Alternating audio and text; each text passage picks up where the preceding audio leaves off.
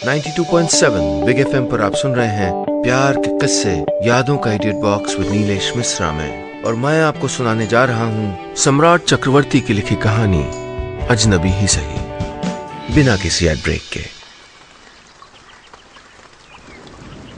मुझको बारिश से नफरत है। एक्चुअली बारिश से नहीं, उसके इर्द गिर्द पनपते फर्जी रोमांस से मुझको चिढ़ है। मेरी दुनिया में बारिश भी धूप की तरह आम है और धूप बारिश की तरह खास। अपने बारे में बताऊं तो सबसे पहले क्या बताना जरूरी होगा, मैं कैसी दिखती हूं। देखिए, आज तक किसी ने मुझसे कहा नहीं कि मैं बहुत खूबसूरत हूं, पर माँ कहती है जब मैं शैम्पू करके, बाल खोल के, काजल लगा के, हल्के आसमानी रंग के सलवार कमीज में सजती हूं तो किसी परी से कम नहीं लगती। पर माँ तो माँ है। कभी रोटी सेकते हुए कहती, कॉलेज में कोई पसंद वसंद है तुझे, बता तो फिर तेरे बाबूजी से बात करूं। मैं मजाक में कहती, क्यों, तुम अपनी इकलौती लड़की के लिए दूल्हा नहीं ढूंढ पाओगी। माँ कहती, क्या फायदा, रिश्ता विश्ता करके तो तेरी शादी करना मुश्किल है, दहेज वहेज थोड़ी दे पाएंगे तेरे बाबूजी, इसलिए अपनी पसंद का कोई ढूंढ ले। तुम फिक्र मत करो माँ, अपने दहेज के लिए मैंने खुद ही पैसे जोड़ लिए हैं। मैं कहती, गुल्लक में पूरे 120 रुपए हैं, इतने में दर्जन भर कांच की चूड़ियां तो आ ही जाएंगी ना तुम्हारे दामाद के लिए, इतना दहेज काफी होगा। ये सुन के माँ खिलखिला के हंस उठती और उसकी देखा देखी मैं भी। हर शाम ऐसे ही एक आध रोटी जल जाती थी। लो, बातों बातों में मैं अपना नाम तो बताना ही भूल गई। मेरा नाम रिद्धि है, बीकॉम ऑनर्स की स्टूडेंट हूँ। इसके बाद सीए करना चाहती हूँ और फ्यूचर में अपनी कंसल्टेंसी फर्म खोलने का इरादा है। वैसे इरादा तो दिल्ली जाके ग्रेजुएशन करने का भी था, लेकिन यहीं कानपुर में अपने मेहरगंज के सबसे पास घर से 5 मिनट पैदल वाले विद्या देवी कॉलेज में दाखिला लेना पड़ा। तो क्या इसकी वजह से सपने देखना छोड़ दूं? बिल्कुल नहीं। दिया मेरी बेस्ट फ्रेंड कहती है मैं 1 नंबर की लड़ाकन हूं, और वो तो हूं। और जिस दिन मेरा मूड खराब हुआ ना, मैं अपने सपनों से भी लड़ जाऊंगी, फिर देखना कैसे झक मार के मेरे पीछे पीछे आते हैं। अभी कुछ दिनों पहले की बात है, तब मैं हर तरह से भगवान को मनाने में लगी थी। फाइनल ईयर के एग्जाम चल रहे थे ना। सुबह उठने के नाम से मुझको बुखार आने लगता है, ऊपर से जनवरी की सर्दी में ठंडे पानी से नहाना, मतलब त्रासदी। फिर भी इसको भक्ति की परीक्षा मानकर मैं उस दिन सुबह सुबह उठ के नहा धो के बालकनी में पहुंच गई। अगरबत्ती जला के अपने ही बनाए मंत्र पढ़ते हुए तुलसी के पौधे पे पानी चढ़ा रही थी कि तभी अखबार का एक बंडल उड़ता हुआ मेरे हाथ में आ लगा। लोटा ठन से फर्श पे आ गिरा, साथ ही सुलगती अगरबत्ती ने मेरे दुपट्टे में सुराख कर दिया।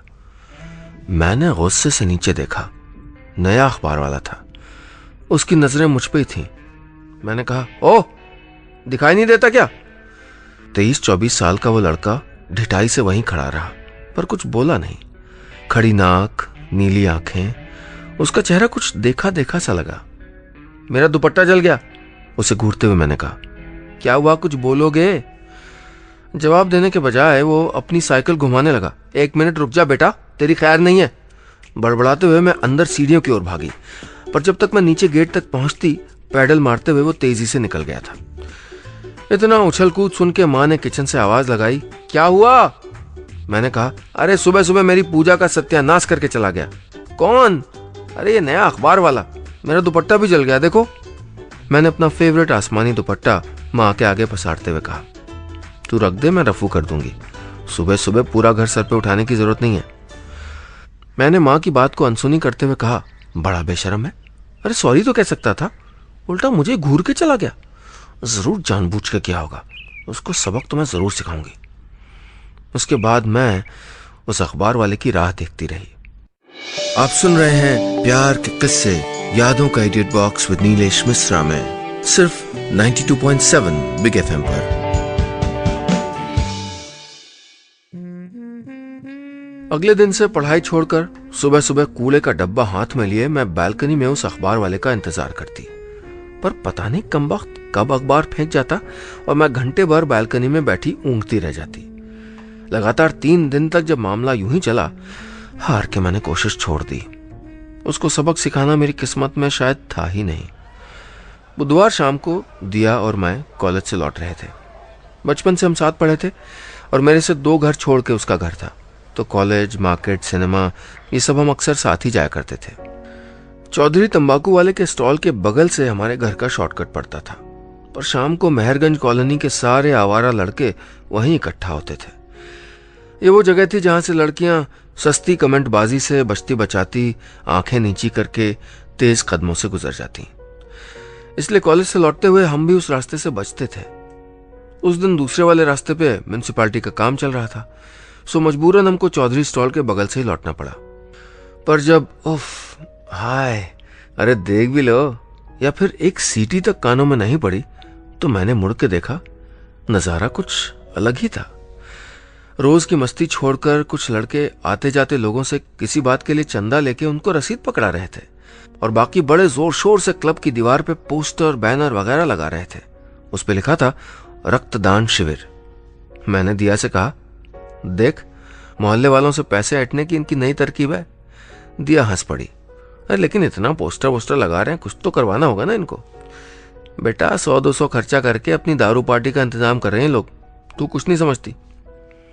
तभी दिया ने कहा, रिद्धि वो लड़का तो इसको घूर क्यों रहा है? कौन लड़का?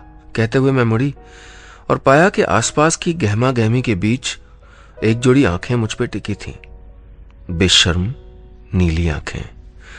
क्लब की दीवार से टेक लगाए सिगरेट पी रहा था।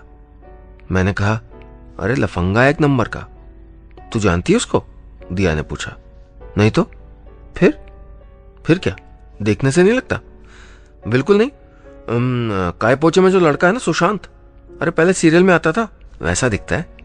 बिल्कुल नहीं, कॉलोनी में अखबार बांटता है। तो कल मिलते हैं, टाटा। मैंने बात को खत्म करने के लहजे में कहा। दिया या और लड़कियों की तरह नहीं थी मैं, ना ही मैं उनको समझ पाती थी। मैं गली की तरफ मुड़ी और दिया मार्केट की ओर चली गई। मैंने कनखियों से देखा, वो लड़का मेरे पीछे आ रहा था। उसने अपनी अधजली सिगरेट को लैंपपोस्ट पे रगड़ के बुझाया और फिर मेरी तरफ हाथ उठा के कुछ इशारा किया। मेरी धड़कनों की रफ्तार जैसे दुगनी हो गई। जाड़े की शाम थी, 6 बजने के पहले ही अंधेरा हो आया था और गली भी सुनसान थी। मैं तेज कदमों से घर की तरफ चलने लगी और तभी पीछे से आता एक स्कूटर ठीक मेरे बगल में आके रुक गया। बाबूजी को वहां गली में देख के मेरी जान में जान आई। इससे पहले वो कुछ कहते, मैं जल्दी से उनकी स्कूटर की पिछली सीट पे बैठ गई। उन्होंने पूछा, तू हाफ क्यों रही है? बाबूजी जल्दी कीजिए, मेरा कुकरी वाला शो छूट जाएगा। कहते हुए मैंने धीरे से पलट के पीछे देखा। वो अखबार वाला मुड़ के चौधरी के टी स्टॉल की ओर वापस जा रहा था। घर के छोटे मोटे कामों में शाम की बात रात तक दिमाग से निकल गई थी। तकिए पर सर रखते ही जैसे वो बात लौट आई और अब मुझको खुद पे गुस्सा आ रहा था। आज पता चला कि मैं अपने आप को जितना बहादुर समझती हूं उतनी हूं नहीं। पता नहीं और कितनी ऐसी गलत फहमियां पाल रखी हैं मैंने अपने बारे में। कैसे डर के भाग आई थी मैं, वो भी एक अखबार वाले से।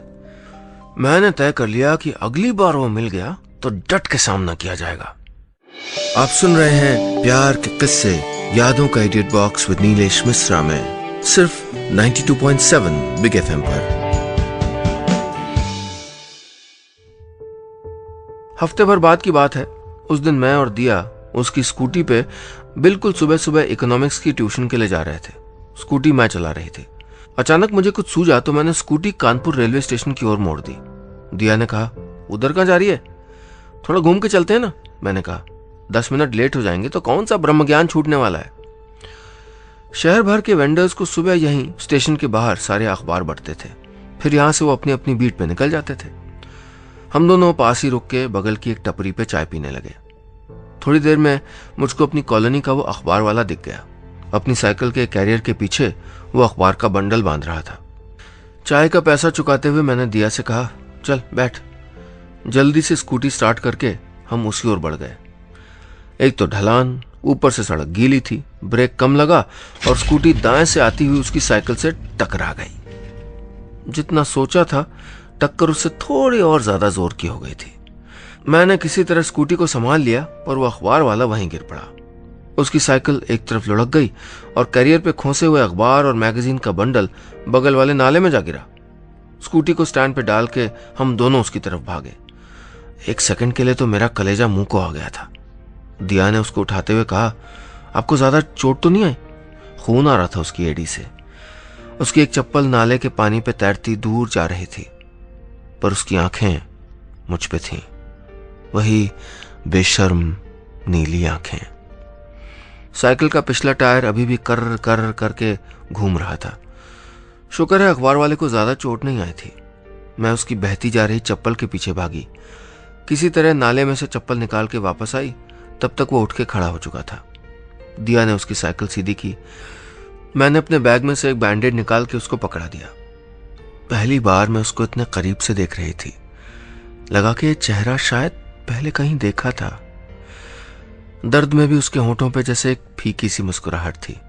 उसने कहा थैंक यू। उसकी चुप्पी, उसकी हंसी, उसकी शांत आंखें जैसे मुझको ताने मार रही थीं। मैं अंदर तक कुड़ गई। मैंने दिया से कहा हम ट्यूशन के लिए लेट हो रहे हैं, चलें? उसने मुझको कोहनी मारी। मैंने अखबार वाले की ओर देखे बिना ही कहा सड़क गीली थी, ब्रेक नहीं लगा, सॉरी। इतना कह के मैं मुड़ के स्कूटी की तरफ चलने लगी। दिया भी मेरे पीछे पीछे भागती हुई आई। रिद्धि बात क्या है, सच सच बता, क्यों किया तूने ऐसा? उसने पूछा। क्या यार, सड़क पे एक्सीडेंट नहीं होते क्या? मैंने सफाई देनी चाही। अच्छा, जैसे मुझको दिखा नहीं कि तूने जानबूझ के गलत इंडिकेटर दिया। उसने मेरे साथ बदतमीजी की थी। जैसे कि? दिया अड़ी रही। मेरा दुपट्टा जला दिया, और उस दिन याद है मुझको कैसे घूर रहा था, फिर मेरे पीछे पीछे आने लगा था वो। ओह, तो उस बात का बदला ऐसे लिया तूने? एक तो उसको चोट आई, ऊपर से 500-700 रुपए का नुकसान हो गया, सो अलग। मैंने कुछ जवाब नहीं दिया। शाम को मैं और माँ बैठ के टीवी देख रहे थे। माँ साथ साथ रात की सब्जी के लिए प्याज छील रही थी। मैंने कहा उधर जाके करो ना माँ, आंखें जल रही हैं। क्या हुआ तुझे? माँ ने पूछा। क्यों, कुछ तो नहीं? थोड़ा मूड ऑफ लग रहा है। पता नहीं किस बात को कहां जोड़ देती थी माँ, पर कह वो सही रही थी। महसूस हुआ कि काफी देर से अंदर ही अंदर कुछ खटक सा रहा था, पता नहीं क्या। नजरें टीवी पे थीं, ध्यान कहीं और। अचानक सुबह की बात याद आ गई और मन को अपने परेशानी की वजह समझ आ गई। बुरा लग रहा था, गलत किया था मैंने उस अखबार वाले के साथ।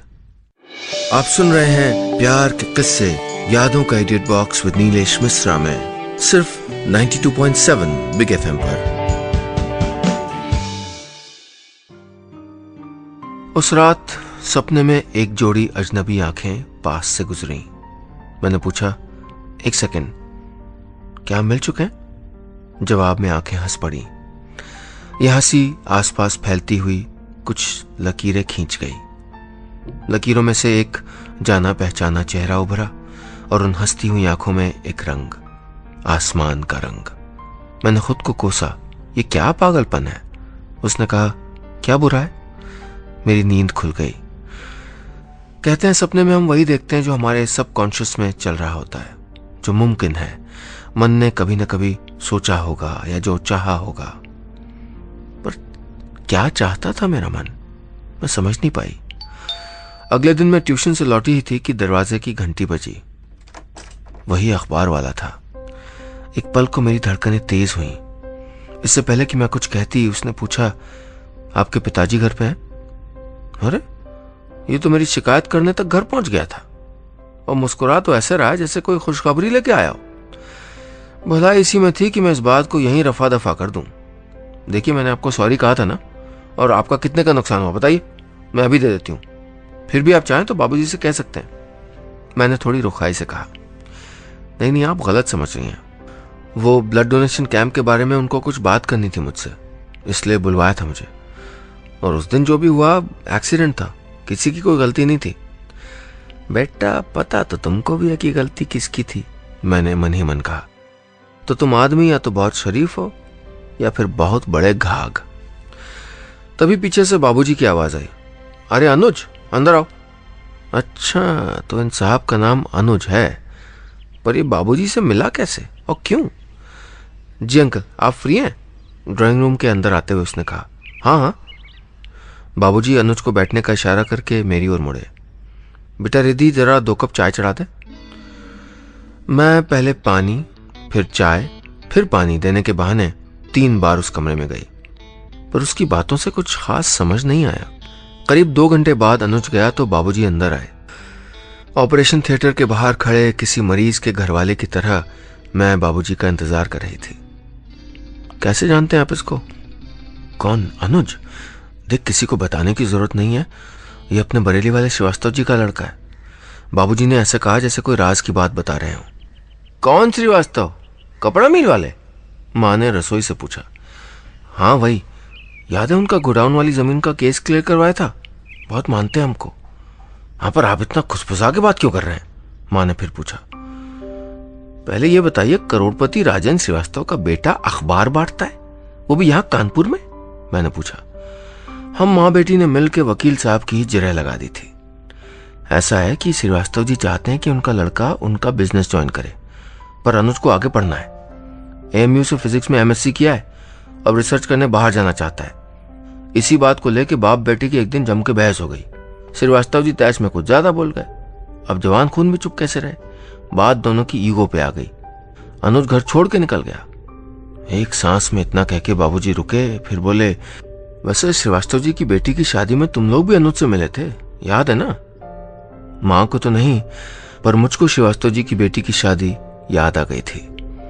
इतने दिनों से जो आंखें अजनबी थीं, उनको शक्ल, नाम, ताल्लुक सब मिल गए थे एक साथ। आप सुन रहे हैं प्यार के किस्से, यादों का edit box with Nilesh Mishra में, सिर्फ 92.7 बिग एफएम पर। माँ बाबूजी की चुहल अब भी जारी थी। तो अभी सिचुएशन क्या है? माँ ने पूछा। कॉम्प्लिकेटेड है। श्रीवास्तव जी की मिसेज के इंटरवेंशन से अब मामला यह है कि 3 महीने के अंदर अगर अनुज को अपने दम पे किसी अच्छे कॉलेज से बुलावा आ गया, मतलब एडमिशन विद फुल स्कॉलरशिप, तो श्रीवास्तव जी को मान लेना पड़ेगा। और अगर बुलावा नहीं आया तो अनुज अपने बाप का बिजनेस ज्वाइन कर लेगा, समझी? तो अनुज यहाँ अपने किसी रिश्तेदार क्या रहता है? आप समझती नहीं मैडम, बाबूजी ने मुंह बिचकाते हुए कहा। अनुज यहाँ अकेले किराए के मकान में रहता है। ये विदेशी यूनिवर्सिटी सब में अप्लाई करना बहुत कॉस्टली अफेयर है, तो यही सब और अपना खर्चा वर्चा निकालने के लिए वो अखबार बांटता है। पर उसके पिताजी का नाम खराब ना हो, इसलिए बरेली छोड़ के कानपुर आ गया, जहां उसको कोई जानता नहीं। ओके, अब जरा पानी पिला दीजिए, बहुत देर से बकबक कर रहे हैं हम। अरे वकीलों का कहाँ इतनी जल्दी गला सूखता है जी, माँ ने चुटकी लेते हुए कहा। अच्छा एक चीज बताइए, आप अनुज को कैसे पहचाने? अरे 10-12 दिन पहले श्रीवास्तव जी ने हमको फोन किया कि ऐसा ऐसा है और हमारे बेटे का जरा ख्याल रखिएगा, मगर उसको बताइएगा नहीं। हमने कह दिया कि ठीक है। फिर अनुज से हम कॉलोनी के क्लब में मिले, तब याद आया। बाबूजी पानी का एक घूंट लेके बोले, हमने उससे थोड़ी देर जिरह की तो बेचारे ने खुद ही सब बोल दिया। बड़ा अच्छा लड़का है, ये ब्लड डोनेशन वाला सब वही ऑर्गेनाइज कर रहा है। कॉलोनी के सारे बेकार लड़के आवारागर्दी छोड़ के कुछ प्रोडक्टिव कर रहे हैं पहली बार, उसी के बारे में कुछ बात करने उसको बुलवाए थे हम। अच्छा, तो बुढ़ापे में आपका सोशल सर्विस वाला कीड़ा फिर से कुल बुलाया है, माँ ने धीरे से कहा। 4-5 महीने पहले की बात है। श्रीवास्तव जी ने सुबह सुबह घर पे गाड़ी भेज दी थी। उन्होंने बाबूजी से बार बार कहा था कि परिवार को लेके आना पड़ेगा। सो हम लोग full family Bareilly to Kanpur Srivastava ji की बेटी की शादी में पहुंच गए। अनुज आया था गेस्ट हाउस हमको रिसीव करने। वहीं पे पहली बार मैंने उसको देखा था। कुर्ता पैजामा, पूरी दाढ़ी, आंखों पे नजर का चश्मा। उन दिनों वो बिल्कुल अलग दिखता था। अब तो धूप में घूम घूम के रंग भी थोड़ा सांवला हो गया है। आंखें अब भी वैसी हैं। शादी में न मैं किसी को जानती थी, न कुछ करने को था। भयंकर बोरियत होने लगी थी। शुक्र है दूर की 2-4 ममेरी चचेरी बहनें मिल गई थी, तो मैं उन्हीं के साथ हो ली। मैंने नोटिस किया, सबसे बचती बचाती अनुज की आंखें मुझी पे आके टिक जाती थी। चाट टिक्की के स्टॉल पे छुप के एक झलक पाने की कोशिश। नजर मिल जाए तो दूसरी ओर देखने लगना जैसे कुछ हुआ ही ना हो। और मंडप में जयमाल के दौरान दूल्हा दुल्हन के पीछे से रह रह के ताका झांकी। फिर मेजबानी के बहाने मेरे और माँ के लिए गुलकंद वाला स्पेशल मीठा पान मंगवाना। मतलब सरल भाषा में कहें तो लाइन मारने के कई क्लासिक तरीके जनाब ट्राई कर चुके थे। उनकी बदकिस्मती कि मुझ पे इन सब बातों का कोई असर नहीं होता। दिया या और लड़कियों को लगते होंगे क्यूट और रोमांटिक, मुझे तो ये हरकतें एकदम छिछोरी लगती हैं, तो मैंने तब ध्यान ही नहीं दिया। और इतने महीनों में बात आई गई हो गई तो खास कुछ याद भी नहीं रहा। 2 दिन बाद मुझको बाबूजी के साथ कानपुर यूनिवर्सिटी जाना पड़ा एमकॉम का फॉर्म भरने। काम खत्म करके लौट ही रहे थे कि पीछे से आवाज आई, अंकल 1 मिनट। अनुज था। लीजिए। एक बार फिर से वो मेरे सामने आके खड़ा हो गया था। बाबूजी से नजर चुरा के उसने मेरी ओर देखा, शायद कुछ कहना चाह रहा था। आप सुन रहे हैं प्यार के किस्से यादों का idiot box with Nilesh Mishra में, सिर्फ 92.7 बिग एफएम पर। अनुज को यूनिवर्सिटी कैंपस में देख के बाबूजी ने पूछा, तुम यहाँ? मैं तो रोज आता हूँ अंकल। यहाँ सेंट्रल लाइब्रेरी में मेरे काम की सारी किताबें मिल जाती हैं, तो वहीं बैठ के पढ़ लेता हूँ। फिर थोड़ा रुक के बोला, आपसे एक हेल्प चाहिए थी।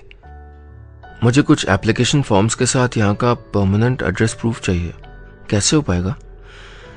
पैन कार्ड, वोटर आईडी कुछ है साथ में? जी, वो बोला। तो फिर यहाँ से 10 मिनट का वॉकिंग है, एसके त्रिपाठी का ऑफिस। मैं फ़ोन किए देता हूँ, आधे घंटे में हो जाएगा। रिद्धि बेटा, तुझको तो एड्रेस पता ही है, अनुज का काम करवा देना जरा। मेरी हाँ ना का इंतजार किए बिना बाबूजी निकल गए। मजबूरन मुझको अनुज के साथ जाना ही पड़ा। ऐसे बिना बातचीत के पास पास चलना थोड़ा ऑकवर्ड हो रहा था। मैंने यूं ही कुछ इधर उधर की बात शुरू की, पर वो तो कुछ जवाब ही ना दे। मुंह में छाला है? मैंने पूछा। नहीं तो बात क्यों नहीं करते? डर लगता है, उसने हंस के कहा। तुम्हारी हरकतें सब मुझको याद है, टाइम है सुधर जाओ, मैंने खींच के कहा। झगड़ालू मोड में मैं झट से आप से तुम पे आ जाती थी। एक बात बताओ, उसने वैसे ही मुस्कुराते हुए पूछा। मैंने ना तुमको छेड़ा, ना जबरदस्ती गले पड़ने की कोशिश की, ना फोन करके परेशान किया। फिर? अरे घूर तो रहे थे, मैंने कहा। सिर्फ घूरने की इतनी भारी कीमत? इससे भी ज्यादा हो सकती है। मतलब देखने की भी मनाही है? वो बोला। बिल्कुल, बरेली से कानपुर तक देख ही रहे हो, बोला तो कुछ जाता नहीं तुमसे? मेरे मुंह से यकबायक निकला। चुप। वो भी, मैं भी। मैंने सिचुएशन को संभालने के लिए कहा, वैसे अच्छा हो तुमने दाढ़ी बना ली, पहले तो डाकू लगते थे। उसने कुछ कहा नहीं, बस मुस्कुराता रहा। पता नहीं अब इसके दिल में क्या चल रहा है, मैंने मन ही मन कहा। बहुत इरिटेटिंग लड़का है। 2 दिन बाद संडे को हम ब्लड डोनेशन कैंप में मिले। खून दे के मैं बाहर आई तो उसने मुझको एक पैकेट पकड़ा दिया। फल, जूस ये सब है, सारे डोनर्स को दिया जा रहा है। निकलते हुए मैंने पूछा, अच्छा तुम पेपर क्यों बांटते हो? कोई और काम नहीं कर सकते? क्यों, क्या बुराई है? उसने कहा। अब्दुल कलाम भी तो बांटते थे। वैसे महीने के 8-10 हज़ार कमा लेता हूँ। तुम्हें कोई काम छोटा बड़ा वाला ज्ञान नहीं दूंगा, पर खुद के दम पे मेहनत करके कमाने में एक सेंस ऑफ अचीवमेंट, एक तरह की आज़ादी तो है। तुमको भी ट्राई करनी चाहिए। रात भर अनुज की बातें, उसी का चेहरा ख्यालों में आते जाते रहे। घर पहुंच के पैकेट में देखा तो आसमानी रंग का दुपट्टा और एक खत था। लिखा था, घुमा फिरा के बात नहीं कर पाता, इसलिए कम बात करता हूं। पहले तो तुम्हारा दुपट्टा जलाने के लिए सॉरी, उम्मीद है सही रंग चुन पाया हूं। दूसरी बात, कानपुर आने की वजह थी यूनिवर्सिटी लाइब्रेरी और वहां के एक प्रोफेसर जो मुझको गाइड कर रहे हैं। पर एक छोटी सी वजह तुम भी हो। दीदी की शादी के बाद मैंने कई बार तुम्हारे घर पे फोन करने की कोशिश की थी। तुम्हारे पिताजी के कारण हिम्मत नहीं हुई। अब तुम्हारी डांट खा के मुझ में थोड़ी सी हिम्मत आ गई है, इसलिए पूछ पा रहा हूं। एक अखबार वाले से दोस्ती करोगी? फिर नीचे PS करके लिखा था, 12 जून को US जा रहा हूं, MIT से कॉल आ गया है। चिट्ठी हाथ में लिए मैं बैठी रही। पता नहीं क्यों दिल जोरों से धड़क रहा था। एक अजीब सी फीलिंग थी, खुशी, एक्साइटमेंट, पता नहीं। टप टप की आवाज से मैं खिड़की की तरफ मुड़ी। अचानक बूंदाबांदी शुरू हो गई थी और इस बेमौसम बारिश ने जैसे कई दिनों की उमस से छुटकारा दिला दिया था। शायद मैं भी दिया या उन लड़कियों की तरह ही थी, बस खुद को थोड़ा अलग समझती थी। मैंने दिया का नंबर डायल किया, उसे कुछ बताना जरूरी था। रिंग जा रही थी, इधर मेरा मन कह रहा था 12 जून, मतलब अनुज को US जाने में अभी 2 महीने हैं। कौन जाने, शायद दोस्ती हो ही जाए। बस इतनी सी थी ये कहानी।